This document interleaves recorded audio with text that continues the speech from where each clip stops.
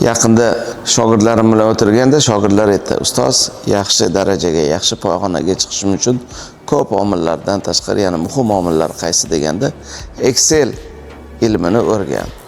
Chunki hisob kitoblarda, biznes uchetini olib borishda, analitikada, dashbordda to'g'ri, shaffof qaror qabul qilishda Excelning salohiyati va imkoniyati yaxshi. Agar shu instrumentni bilsang, boshqa shogirdlarga nisbatan tezroq darajang oshadi, salohiyating o'sadi, imkoniyatlaring kengayadi deb tavsiya qildik.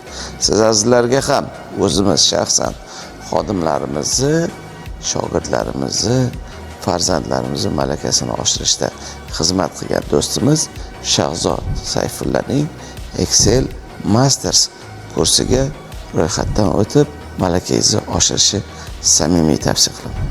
Hisobini bilmasang, tijorating mo'l bo'lmas.